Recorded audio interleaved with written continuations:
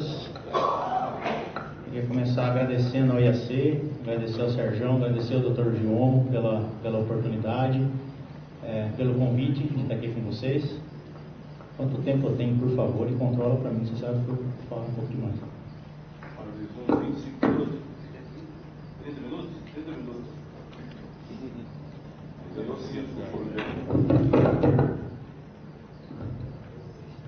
O microfone está fugindo de mim.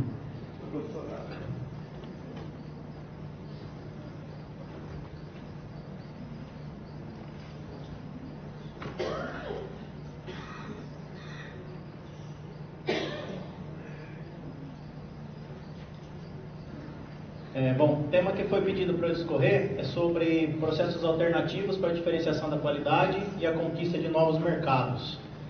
E já de antemão quero falar que falar depois do Dr. Brando é muito complicado. Ele já abordou, vamos dizer, 120% do que a gente falaria para a qualidade. E aí eu vou falar alguma coisa que seja um pouco diferente aí das linhas que a gente está acostumado a ouvir. Bom, sou produtor, sou agrônomo, sou Q-Grader.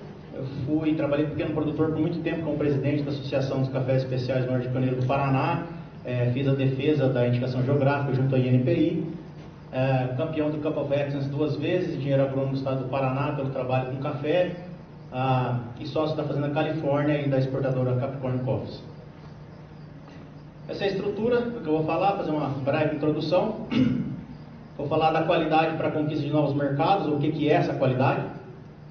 Vou dar a fórmula mágica da qualidade, vocês preparem para anotar, para filmar, fórmula fantástica da qualidade. Falar de genótipo, ambiente de produção e processamento para qualidade, em meia hora. Bom, para começar, esse mapa está no Vaticano, esse é um mapa feito um pouco depois do descobrimento do Brasil. E se a gente olhar esse mapa, os contornos, a gente tem uma ideia muito clara do que ainda é hoje, ou seja, a tecnologia para aquela época, fantástica, o nível de informação que este mapa trazia para aquela época. Porém, se nós quisermos chegar hoje na cidade de Campinas, ou quisermos chegar hoje em Salvador por esse mapa, fica um pouco complicado.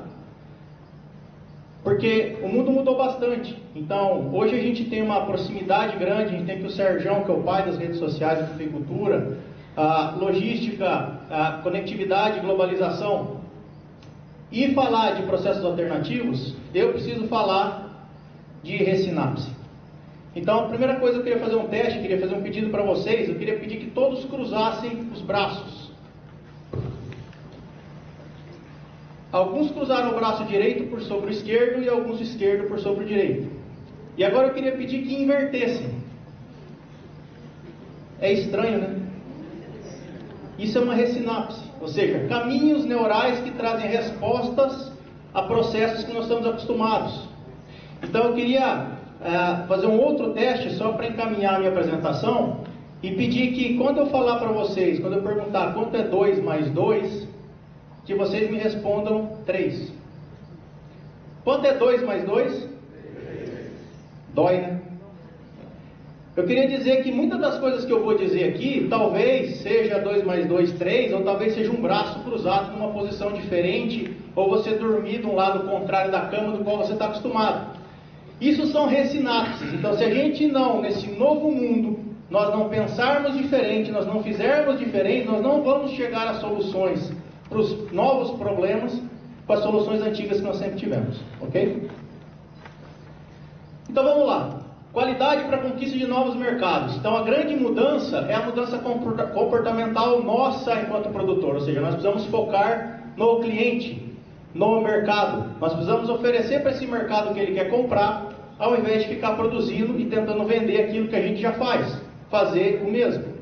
E este mercado, independente da segmentação que o Dr. Brando apresentou, ele quer que 3 perguntas basicamente sejam respondidas com mais ou menos profundidade, dependendo daquela segmentação. Ou seja, a primeira pergunta, onde esse café foi produzido? Estamos falando de origem. A segunda pergunta, como que esse café foi produzido? Nós estamos falando de processo. E a terceira pergunta, qual é a qualidade deste café? Aí é a qualidade intrínseca do produto. Independente se nós estamos falando de um café comercial, e hoje existem grandes blends, eles querem certificações, eles querem saber onde o café foi, e eles têm standards.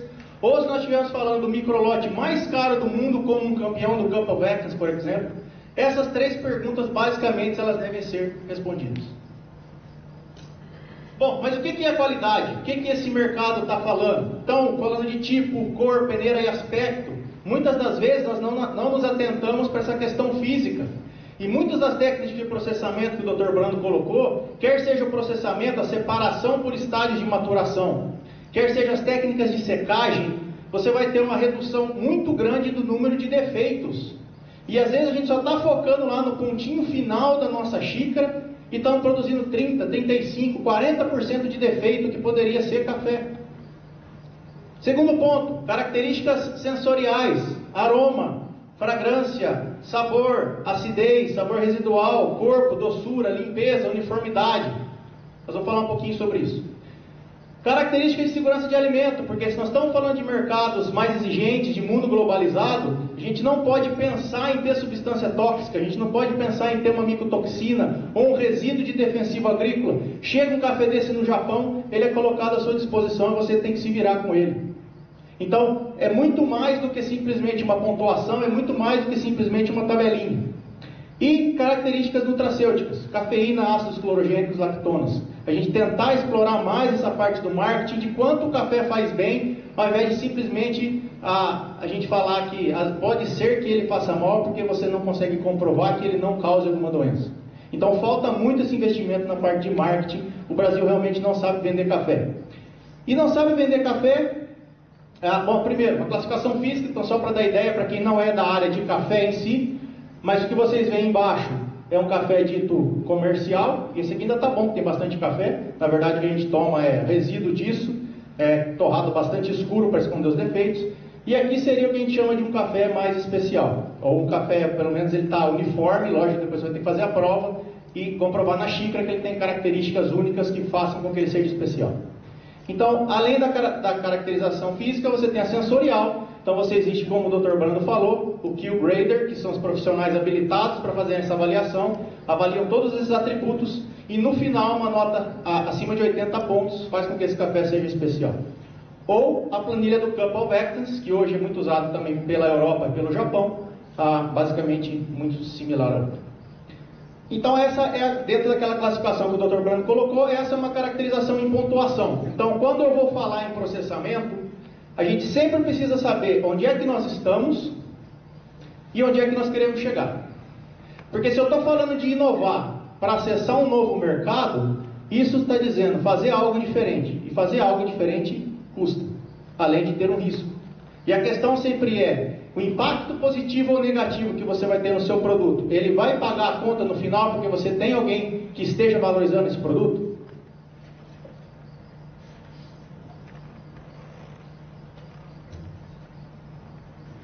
Então, abaixo de 75 pontos, o que a gente chama de comercial básico, as bebidas duras.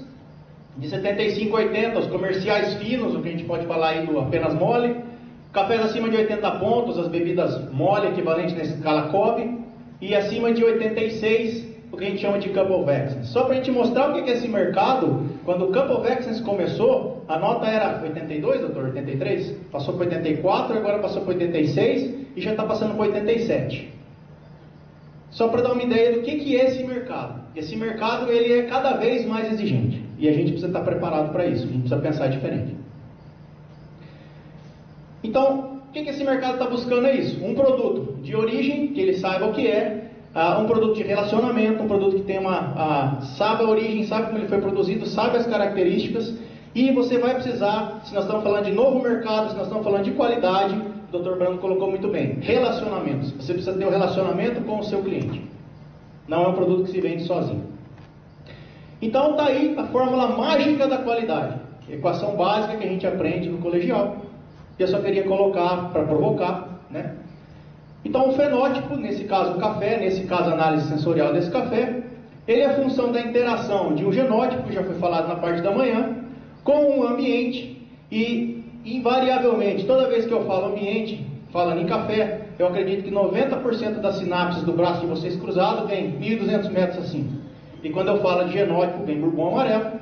E aí quando eu falo de qualidade, vem bebida mole. Essas são as sinapses pré-estabelecidas, vezes um processamento. Ou seja, como um determinado genótipo se comporta em um determinado ambiente em função de um determinado processamento. Nós não podemos ter verdades absolutas, que isso é assim e você vai replicar isso. Estamos aqui com o Diogo, um baita de um campeão de Campo Verde, excelente cafeicultor. O que acontece lá não acontece no Paraná, não acontece na Daniela, baita de uma cafeicultora, campeã de ilho, não acontece na Ellen, que produz excelentes microlotes, não acontece na minha propriedade. É diferente. Por quê? Porque as interações são diferentes. Agora, cabe ao produtor, que infelizmente tem esse papel que ele precisa saber muito de tudo, para que ele faça as coisas acontecerem. Ou ele vai estar na tentativa e erro, e isso vai levar a risco, perda de rentabilidade, e aí estamos ferrados, vamos vender propriedade. Por quê? Porque se a gente for falar de genótipo, não há dúvida de que os cafés de diferentes cultivares apresentam sabor e aroma distintos, mesmo quando cultivados nas mesmas condições.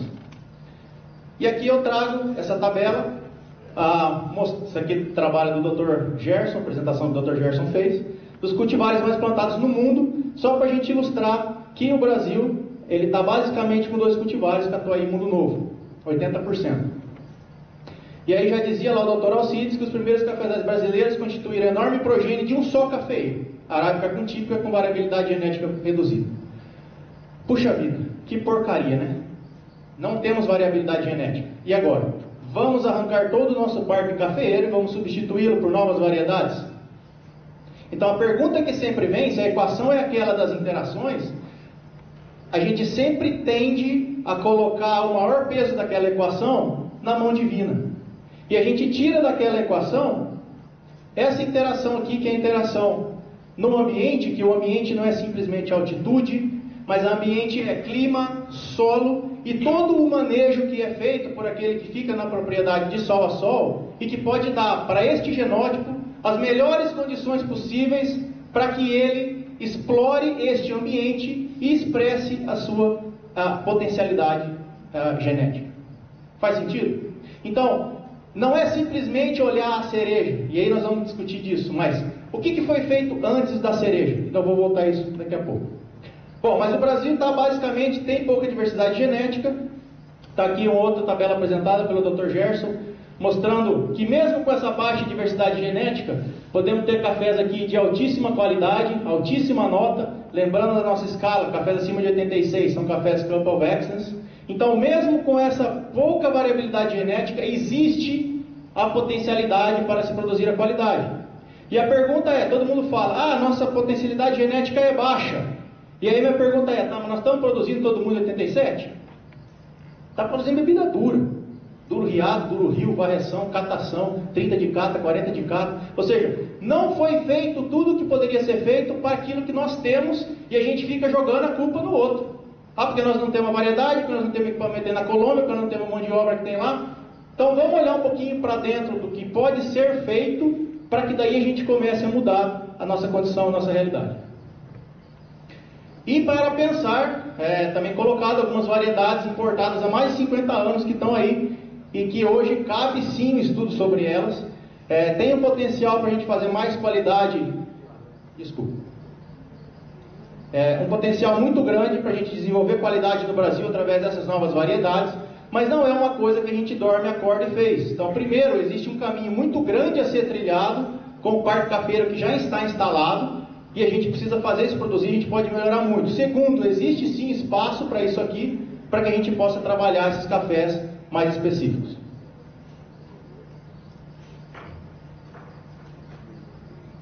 Sérgio, tem que dar ideia de tempo, tá? Só passando por mim. Ambiente. Já conversava aqui com o Dr. Brandas na apresentação, ele falava 7 países, doutor? 7 origens. Se nós considerarmos o Brasil da menor a maior latitude que a gente tem café, a gente poderia considerar 7 países. Do Peru a Guatemala? Do Peru a Guatemala. Como é que nós vamos generalizar, ou como é que nós vamos colocar títulos e labels em café do Brasil, cafés do Brasil, Santos 23, café do Cerrado ou café da Mogiana? Isso não existe. Isso aqui é um continente de café. Isso aqui é uma diversidade, porque dessa diversidade de regiões ou de indicações geográficas ou de qualquer que seja, isso aqui tem diferenças de climas. Então você não pode pensar que a Bahia mais seca, mas que, por exemplo, você colhe cafés lá na Chapada, e você anda 20, 30 quilômetros e seca café na Caatinga, e aí você joga num terreno de chão batido e o café bebe mole, e o cara fala, poxa, mas jogou no chão batido? Jogou. Não tem atividade de água. Vai desidratar. É Caatinga, é um clima semidesértico. Ou se você pegar aqui, Paraná, Norte Pioneiro, Piraju, que chove muito, é um clima subtropical, umidade relativa alta, e você quiser fazer cafés naturais como seu processo principal, você está ferrado. Faz sentido? A diferença é muito grande no clima, no solo. Aqui só para dar uma ideia, a gente vem lá da Bahia, mais quente, mais seco, Cerrado, um pouco mais frio do que a Bahia, um pouco mais de chuva, região de Franca, Mogiana, também fresco pela altitude, e aqui, muito interessante, o Norte Pioneiro, que tem bastante chuva, mas ele tem uma temperatura muito baixa da maturação. Nós vamos discutir sobre isso. Uma temperatura muito baixa durante a maturação do café, no pré e na hora da colheita. E isso traz impactos na xícara. Faz sentido? Muito rápido, muito devagar? Mais ou menos. E aí eu sou engenheiro agrônomo, por formação. Então, o café, como uma planta não climatérica, isso quer dizer, ela não madura quando você tira ela da planta. Se você dá qualquer tipo de estresse para essa planta, a maturação da cereja, da fruta, vai ocorrer de fora para dentro. Aplicação de etrel, etileno, casca madura, semente imatura. Quem é produtor sabe o que eu estou falando.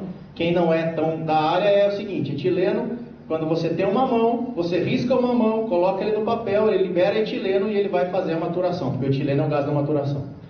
O café como planta não climatérica, nós precisamos naquela interação genótipo-ambiente reduzir os estresses para que ela possa ter o período de maturação correto dentro da soma térmica que ela necessita, para que ela possa expressar o potencial dela na xícara.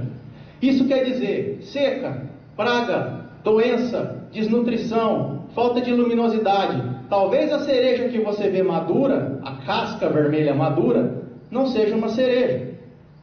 E aí a gente vê testes de produtores que vão e colhem a cereja que acham que estão madura, acham que vão ter um baita microlote, e aí se surpreendem com resultado não tão positivo.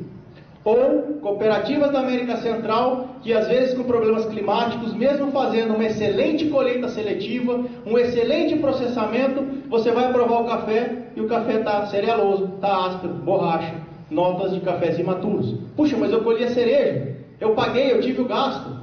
Ou seja, a cereja por si só, o processamento por si só, ele não corrige a qualidade a falta de habilidade de dar para aquele genótipo naquele ambiente a melhor condição ambiental.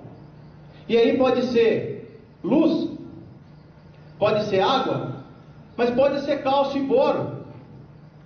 E aí você tem uma nova variedade, um potencial genético fantástico, ou uma área podada, e que ela tem um potencial de 80, 90, 100 sacas por hectare, e você está fazendo a mesma nutrição que você faz no seu café de 30, 40 sacas. Puxa vida! Se você pensar na estrutura celular, o cálcio é o tijolo da parede celular, e o boro é o cimento. Puxa, mas eu colhi a cereja, eu processei, eu coloquei no meu tanque de fermentação, eu comprei leveduras da Bélgica, eu gastei uma fortuna e meu café bebeu 78 pontos, empapelou. Meu amigo, você não tem estrutura celular. Você pode fazer o que você quiser. Puxa, esse cara veio falar de processamento, ele está falando de cálcio e boro, de café podado, que diacho é isso? Pode ser potássio, que faz a translocação de açúcar da seiva para dar mais doçura. Pode ser a fonte do fertilizante que você usou. Se você não der para a sua planta a condição de que ela tenha estrutura celular, que depois quando o seu comprador vai torrar este café, e ele vai fazer reação de Maillard dentro de cada célula daquela, e aí caramelizar, e aí vai dar essas notas que nós vamos discutir no final. Se não houver a estrutura celular, e pode ser por desnutrição, pode ser que na hora de descascar tinha peso, e você estava querendo fazer um lote excepcional, mas tinha peso. Pode ser que você pôs no terreiro, e aí você mexe com aquelas motinhas, você começou a danificar pergaminho. Pode ser que você deixou muito tempo esse café no terreiro, e ele danificou, a taxa de secagem é diferente, ele começa a tirar água, ele rompe célula. Pode ser que no secador, o seu operador da noite cochilou, e aí ele taca um monte de lenha para a temperatura subir, e aí ele fica a noite inteira. Só acontece na minha propriedade, né? De vocês não. E aí rompeu célula. Ou você armazenou o café na umidade errada, ou você beneficiou o café de maneira errada, você sobrecarregou a máquina e começou a danificar. E aí ele vai branquear, ele não tem estrutura celular. Ou seja, você pode ter o melhor processamento do mundo, se não houver condições agronômicas, fitotécnicas, primeiro, para que a matéria-prima seja garantida, esquece. Isso é uma célula defeituosa, isso é uma célula rompida. Tá? Só para a gente fazer o contraponto. Faz sentido? Tem gente aí que não está querendo cruzar o braço direito do lado esquerdo. Faz parte. É para traumatizar. Bom, então a gente vai falar de processamento para qualidade e conquista de novos mercados. Então, para aqueles que não são do mercado, qual é a noção que a gente tem? Como é que o mercado enxerga os cafés do mundo de uma maneira geral? Diferenciais de preço. Robustas, naturais, brasileiros, semi-lavados do Brasil, ou seja, cerejas descascadas, naturais africanos, outros suaves e colombianos, de uma maneira geral. Isso aí é o dado de diferenciais de venda da OEC. Então, toda vez nós, cafeicultores, a gente sempre ouve, mas o café colombiano é uma água de batata, é uma porcaria. Tudo bem, então por que o mercado paga um sobrepreço nesse café? Porque ele tem uma acidez lática, porque ele é cremoso, ele é mais limpo. Alguma coisa o mercado achou neste café. Ou por que paga tanto num café africano, num queniano com acidez fosfórica, ou no etíope com as notas florais que tem com os frutados? Ou seja, nós como produtores precisamos entender o que está acontecendo como pesquisadores, como extensionistas, porque se o mercado está pagando mais por isso, alguma coisa tem, é diferente. E aí a primeira coisa que vem, quando a gente vai comparar então o Brasil com o mundo, qual é a primeira coisa que vem à mente? A primeira sinapse que nós temos na nossa mente para que a gente não possa comparar o Brasil com o mundo? Alguém pode me responder? Por que não podemos comparar o Brasil com a Colômbia? Ou com a Costa Rica? Volume? Ele não faz colheita seletiva. Colheita. O primeiro grande gargalo, nossa primeira grande sinapse seria a colheita. E aí quando nós vamos tratar de vamos fazer cafés diferenciados para o mercado, a pergunta sempre vem puxa vida, mas colheita manual ou colheita mecanizada? Como se existe essa sinapse de que colheita manual é sempre melhor do que a mecanizada. E a colheita mecanizada sempre estraga o pé, estraga a qualidade, é uma porcaria. Obrigado pelo apoio. Isso aqui é colheita manual. Você está pagando para fazer uma derriça, está vendo o pano aí embaixo, tá? Possivelmente 70%, 80% de café verde. Como isso aqui também é uma colheita manual, de um pequeno produtor. Como isso aqui também é uma colheita manual. Tá certo? A diferença entre elas em níveis de qualidade, em acesso ao mercado, são tremendas. Isso tudo é Brasil. Isso tudo é Brasil. Então, a questão é, você quer acessar o mercado, qual é o nível de qualidade que você quer fazer? Porque às vezes você fala com o produtor, e o produtor que está colhendo isso aqui, para ele, é uma colheita seletiva. Na verdade, essa cor não é a cor da cereja perfeitamente madura. Ele vai ter sim um excelente café, um café muito limpo, um café bem encorpado, porém diferente desse café, que está realmente com a maturação plena, está sendo recatado o verde. Faz sentido? Mas aí você fala assim, não, mas aí não dá para fazer volume, aí é só para microlote, aí essa é outra questão. Mas isso é volume de café no Brasil, colheita dele. Puxa vida. Mas então, colheita manual não necessariamente é a melhor, depende de como você faz. Só que daí a gente tinha uma sinapse de que a manual é melhor do que a mecânica. Claro, a mecânica é horrível, olha só. Você tem ali os mesmos 60%, 70% de verde, né? Mas e se você fizer isso? Isso é colheita mecanizada. 3 passadas com regulagem de colhedora, regulagem de freio, o triplo da velocidade, você passa 2 ou 3 vezes com o mesmo custo por hectare e descasca 80%, 90% do seu café. Ou seja, de novo, a gente não podia comparar o Brasil com a América Central por causa da colheita. Agora eu já acho que a América Central é que não pode se comparar com o Brasil, porque lá eu quero ver eles fazerem isso aqui. Pouquíssimas propriedades vão ter condição de fazer isso. Faz sentido? E o pessoal não gosta muito quando eu mostro isso aqui, tá? Isso é Brasil. E isso é Brasil. Isso é colheita seletiva mecanizada. Bom, mas então a gente fala de processamento. Então, se por um lado a gente não pode comparar, porque a colheita, mas então os cafés africanos também tem bastante café natural, muito bons cafés da Etiópia naturais. E daí são natural do Brasil. Ou nós vamos fazer um café descascado para que a gente tenha um honey igual a Costa Rica. Isso é um descascado do Brasil. Ou seja, a gente rotula demais as coisas e para o produtor às vezes e para quem está vendo, isso é um natural. Na verdade é um café colhido de delícia total, não é um natural. Você tem muito café ali mofado e hoje existe essa grande tendência de vender a facilidade, de recomendações de colhe desse jeito e joga dentro de um secador estático. Na minha humilde opinião como produtor, é um crime, é uma judiação que está sendo feita, vai dar problema, tá certo? Depende da região. Se você tem uma região em que você tem uma grande uniformidade do seu café que você está colhendo, uma umidade relativa muito baixa, e aí você coloca para desidratar no secador estático, é uma coisa. Agora, quando você já tem mofo no café que você trouxe da roça, num ar mais úmido, o que vocês acham que vai acontecer? E aí nós vamos discutir sobre fermentação. E da mesma maneira aqui, esse produtor acho que está descascando, na verdade está cheio de verde, descascado, e esse café, por mais que ele ainda seja um bom café duro, ele não vai ser um café bebida mole. Então aquela expectativa de que o produtor tinha de descascar café e fazer um café bebida mole, ele morreu no processo. Bom, mas então se a gente faz diferentes processos, diferentes secagens, e aí então é um natural no terreiro suspenso. Por quê? Porque se a colheita manual é muito melhor do que a mecanizada, o terreiro suspenso também, teoricamente, é muito melhor do que o terreiro de asfalto ou de concreto. E isso é um terreiro de asfalto. Olha que porcaria de terreiro de asfalto. Olha que natural horrível do terreiro de asfalto.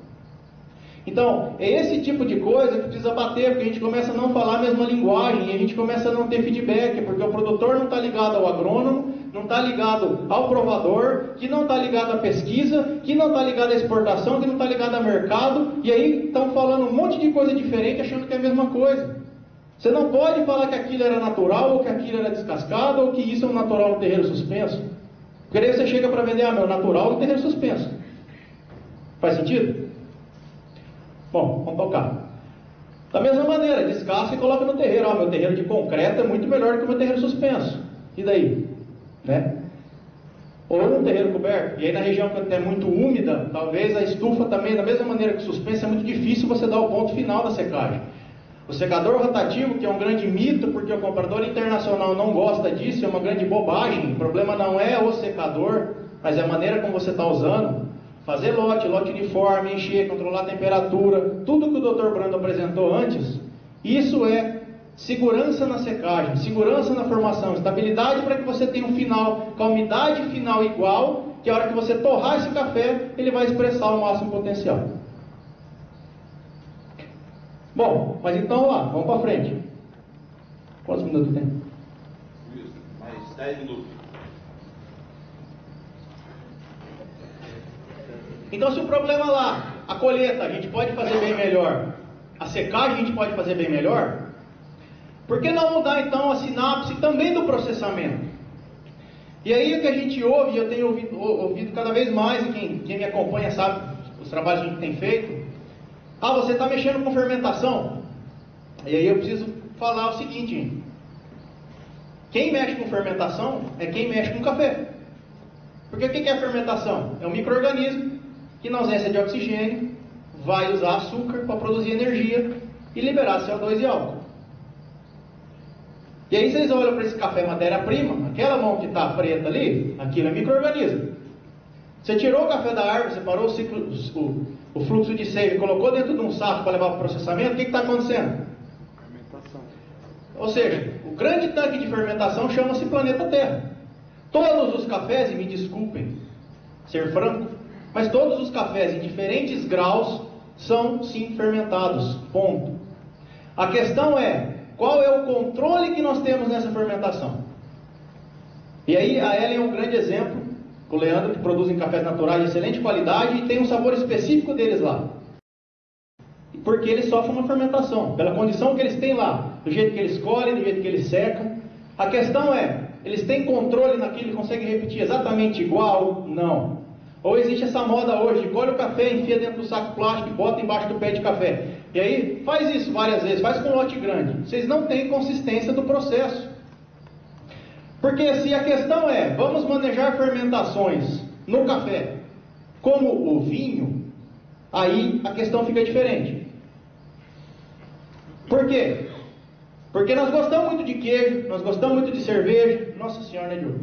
Gostamos de chocolate, gostamos de uísque, salame, todos os produtos da indústria alimentícia com protocolos de fermentação conhecidos, dominados e muito estáveis.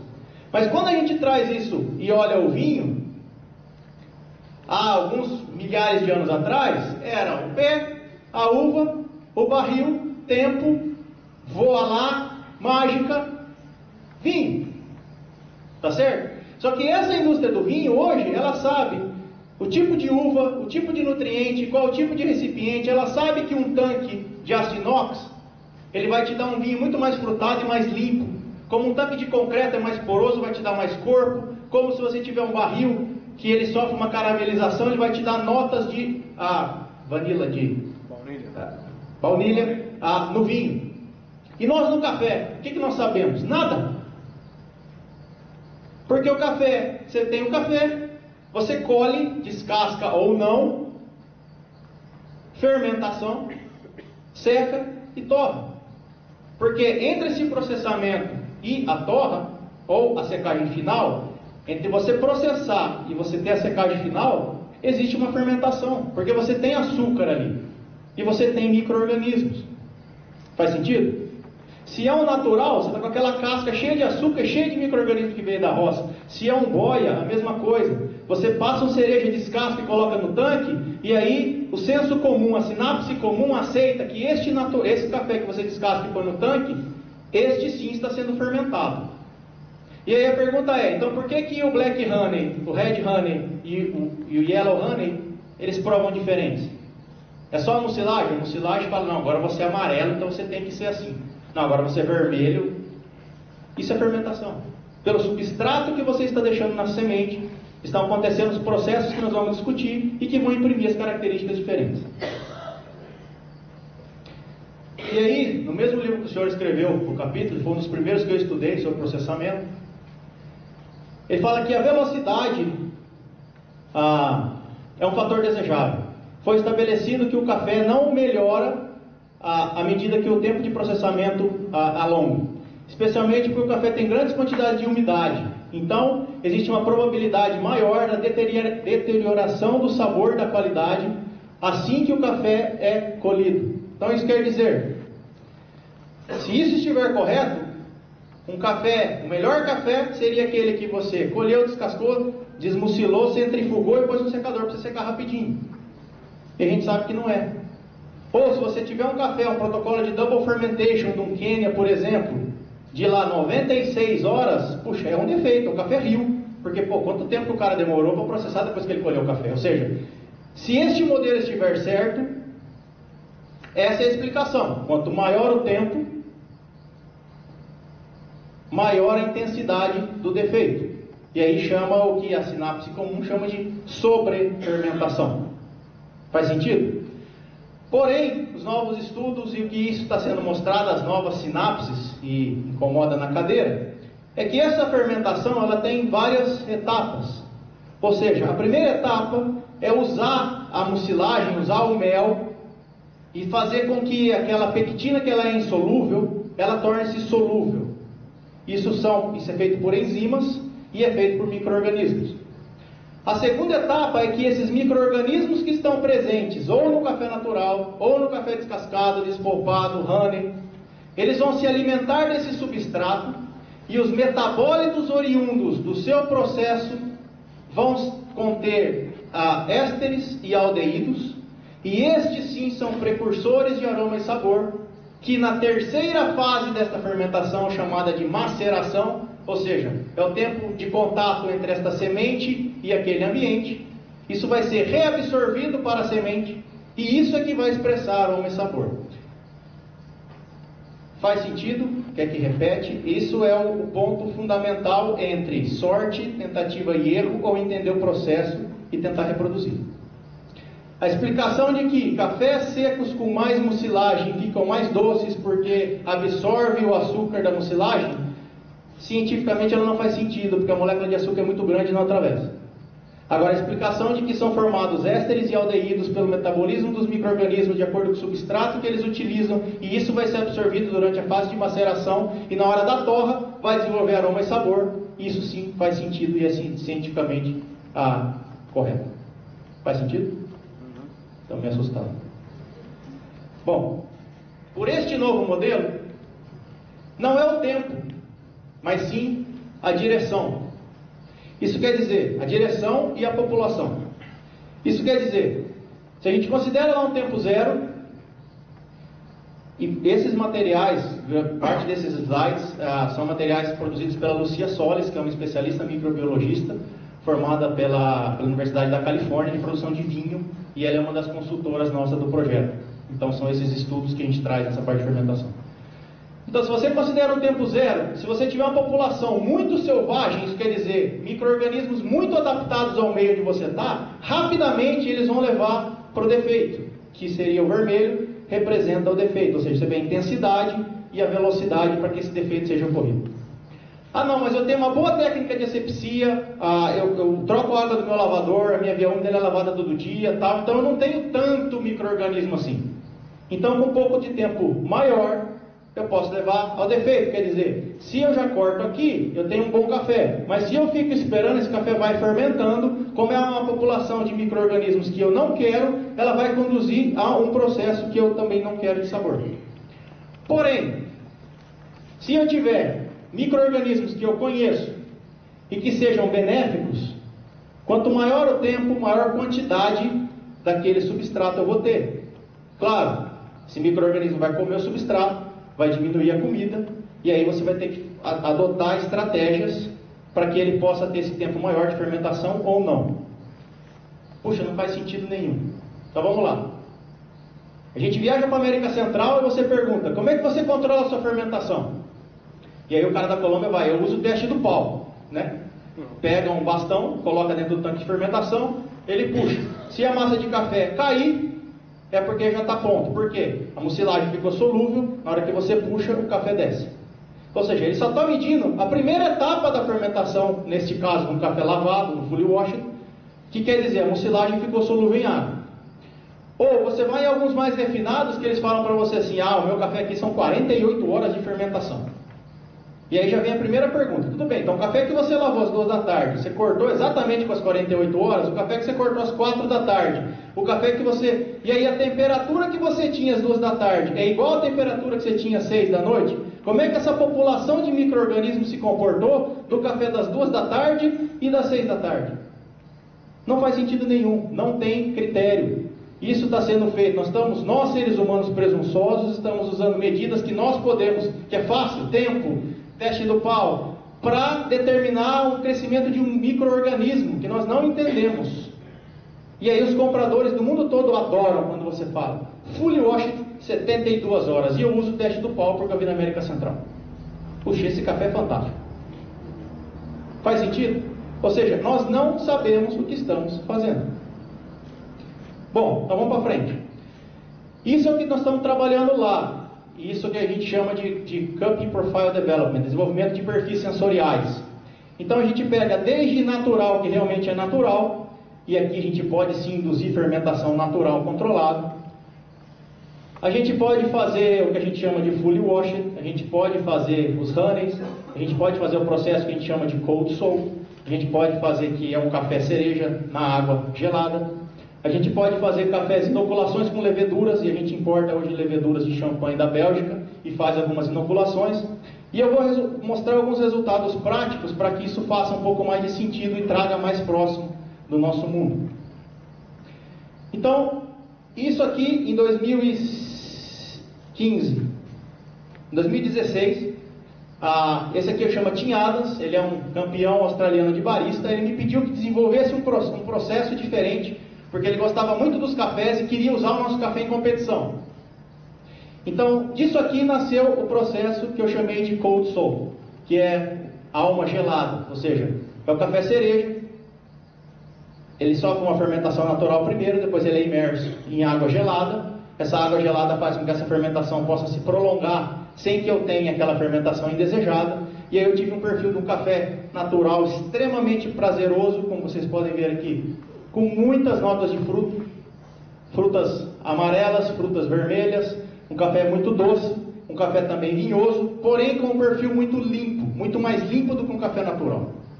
E esse café ele foi usado na competição de barista de 2017 da Austrália, e a Tilly Sprolly foi a 4ª colocada. Essa é a Tilly, que é a barista dele. Um processo novo, um nome legal, um perfil sensorial inusitado para o Brasil. Bom, a gente falava de notas, né? Esse cara aqui, ele é juiz do Cup of Excellence, tá? Esse aqui foi ele comprando os nossos lotes, 94 pontos, 93 pontos. Tá? Puxa, só que eu não tenho gueixa, nem bourbon eu tenho. E a minha propriedade só tem 700 metros de altitude, que vergonha. E agora, o que eu faço? E eu estou no Paraná, que só dá Café Rio. Bom, então vamos para frente. Então aquele ali foi um lote pequeno, foram 10 sacas. Hoje ele compra já meio container daquele café. Eu desenvolvi o processo para ele competir, ele gostou tanto que hoje eu fidelizei o relacionamento. Ele vem todo ano visitar e ele já faz meio container. Aquele café também é vendido hoje para os Estados Unidos e para a Europa. Mas aí o ano passado eu fiz alguns testes, e aí eu trouxe as leveduras e comecei a inocular café. E aí eu apresentei os testes da inoculação para clientes do mundo todo, e um cliente em particular adorou, tinha um teste de um balde de 20 litros, e eu apresentei na feira e o cliente falou, puxa, adorei esse perfil, que eu quero esse café. Falei, tudo bem, quanto você quer? Café especial, café de 87 pontos. Eu quero um container. E agora? Quanto você me paga? Quanto você quiser. Bom, voltei para casa, contratei daí a consultora. Esse café, então vocês lembram que ali a gente tinha muita nota de frutas? Aqui nós já temos um perfil muito mais doce, muito mais amanteigado, baunilha, mel, caramelo, creme, uma acidez de tangerina, uma acidez muito prazerosa, ela é uma cítrica muito refinada, café de 87 pontos. Foi o café que foi o projeto de Yeast Control Fermentation com a Starbucks Reserve. É o café que estava sendo servido na torrefação nos Estados Unidos, em Seattle. Foi o primeiro lote de Yeast Control Fermentation. O que é interessante desse lote é que de um teste de balde de 20 litros, nós fizemos 360 sacas. E o restante desse container foi para a Austrália. Tá? Então, de novo, a mesma fazenda, a mesma variedade, nesse caso aqui um Obatã também, e aí já com volume bem maior. E esse aqui com um detalhe interessante. Isso é colheita de máquina, tá? Isso é colheita seletiva mecanizada. Bom, mas aí você só fica inventando nome para coisa e... Não, então esse cara aqui chama Tim, é da Clark Street, também da Austrália, já tem um relacionamento de 4 anos que a gente vende café para ele. E ele pediu para eu fazer um teste, para eu colher a mesma variedade no mesmo dia e fazer 3 processamentos diferentes. Então aqui é o resultado de um catuai amarelo. E aí a gente tem lá em cima o natural, a gente tem o Pulp Natural e a gente tem o Fully Washing. Aquilo que o Dr. Brando mostrava, que o Emílio faz muito bem na América Central, e a gente tem até que, não porque o senhor está aqui, mas o Emílio é um baita de um cara, foi campeão do Cup of Excellence de El Salvador, é fantástico, tá? E vai trazer muita inovação para o Brasil. Então aqui vocês vejam mudança aqui de notas vibrante, maçã vermelha, groselha, aqui nós temos toffee, temos cremoso, aqui em cima tem um perfil mais de cereja, de mais fruta, ou seja, a mesma variedade, tá? Com 3 processamentos ditos convencionais, porém bem feitos. De novo, fazenda de 700 metros de altitude. E por fim, a cereja do bolo. Esse ano a gente se desafiou para fazer uma coisa diferente. Então, são 14 anos que eu estou como produtor, estou formado desde 2002, produzindo café no Paraná. E aí, esse ano eu faço 20 anos que eu estou com a minha esposa. Então, eu escolhi o melhor talhão, com as melhores práticas, com o melhor processamento. E esse café ele ficou tão excepcional que a ele eu dei o nome de Honeymoon, é a lua de mel. Esse café em prova cega, ele foi escolhido para representar o Brasil no Campeonato Mundial de Baristas. É um café Obatã, desenvolvido pelo Dr. Fasuoli, que está aqui na sala. Duplo inoculado com levedura de champanhe. É um café que tem uma pontuação próxima de 95 pontos. É um café que não parece Brasil, que também não parece África, que também não parece nada. É um café excepcional, de 700 metros de altitude, com esse perfil aqui. Então é um café que ele tem não só as frutas vermelhas, mas também as frutas tropicais, também o perfil vinhoso, também notas florais que não são comuns nos cafés do Brasil e com um perfil extremamente doce, com um detalhe: esse café é borbulhante, ele tem uma acidez fosfórica sparkling, ele tem um aftertaste extremamente longo. Então aquela discussão nossa do começo, técnicas inovadoras. Isso são 14 anos trabalhando uma terra roxa que estava degradada para aumentar a matéria orgânica, para adequar cultivar, para aprender quando adubar, como colher, como processar, treinando a equipe. As mulheres que colhem esse café que estavam naquela foto são as mesmas que plantaram esse café em 2006, 2007. E outro detalhe, é um café plantio antigo, ou seja, só café novo da qualidade. Ele é um café plantado em 2008 e é um café de 45 sacas por hectare, porque também só café com baixíssima produtividade que dá qualidade. Então eu acho assim, tem muita coisa para ser feita. Nós precisamos muito mudar, quebrar paradigma, voltar, reestudar, reinventar, ver se nós estamos realmente fazendo tudo, porque o café ele é tão complexo que no final não é uma coisa, não é a variedade. Infelizmente não é o capim, como não é a variedade, como não é o processamento. Agora todos os obatãs do mundo são os melhores cafés, porque o lote foi para o mundial. Agora usar levedura é o melhor. Eu perdi vários lotes com levedura por não saber usar. E eu já vi vários amigos meus inoculando, por exemplo, café com levedura de cerveja. O substrato da levedura de cerveja é um grão. O café é uma fruta. Os açúcares são completamente diferentes. Quando você estressa uma população do micro-organismo, você tem um metabolismo secundário. Bebe o café e vocês vão entender o que está acontecendo. Só para terminar, espero que dentro do tempo... Eu costumo dizer que eu sigo muito a orientação do Bernardinho. O Brasil era o país do futebol, e na verdade é o voleibol que talvez tenha dado as nossas maiores alegrias. E o Bernardinho é um cara que sempre dizia que ele preferia um cara muito esforçado, com talento, do que o medalhão, que não quer se esforçar.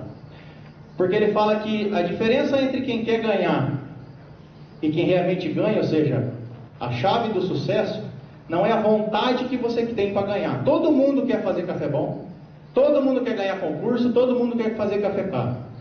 Segundo o Bernardinho, a diferença entre o sucesso, realmente quem ganha e quem fica pelo caminho, é a vontade que você tem de se preparar. Ou seja, a dedicação. Então, a gente às vezes deita em berço esplêndido no Brasil, a gente tem a maior produtividade, às vezes nosso custo de produção a gente pode fazer melhor, e a gente está deixando muito de se preparar, a gente está deixando muito dinheiro na mesa, em produtividade, em qualidade, em processo, em marketing, em investimento em máquina e equipamento. Meu muito obrigado, espero ter passado o tempo. Obrigado.